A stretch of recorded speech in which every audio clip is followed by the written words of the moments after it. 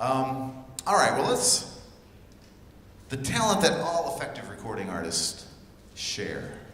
We've gotten to the reveal here. We've gotten to the moment. I feel like we ought to have a drum roll. Does anybody have a drum? There you go. Is the ability to convey emotion through music. Now, you may not like Justin Bieber, but boy, does he convey emotion through music.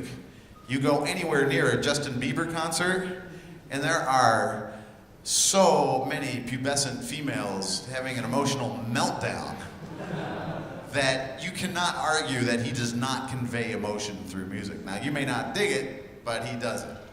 And here's another very interesting thing, is that people who are effective at conveying emotion through music, often their music will affect people emotionally different ways.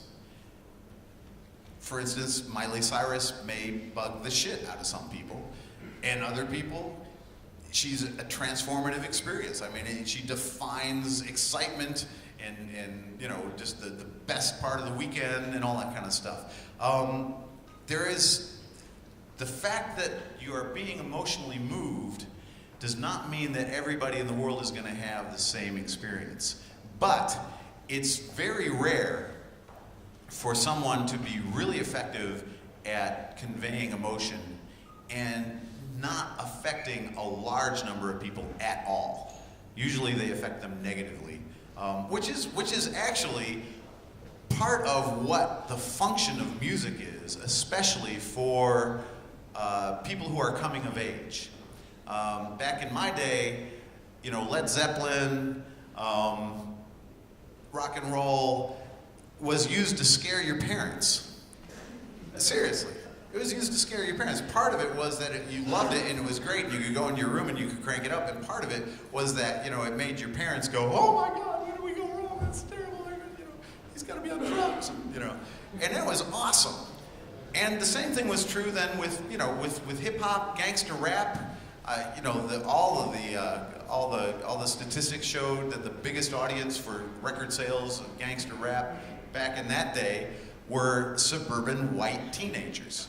And again, if your parents grew up listening to Led Zeppelin, you weren't going to scare them with Prince, right? But you were going to scare them with Cop Killer, and you were going to, you know, I mean, you could really scare your parents with gangster rap. And I think the same thing is true with almost every musical genre that has come through that has really caught on with youth culture. Part of the appeal is there is an Oedipal relationship there where you can kill your father with this music. You actually say at some point, I am not you, I do not like what you like, you know, take your Crosby, Stills and Nash and go jump off a cliff, because this is what I'm into and it's different than you and you don't understand it, and that's good, that's fine. So there's the emotional side of music is complicated. It's complicated, but it's really very rich.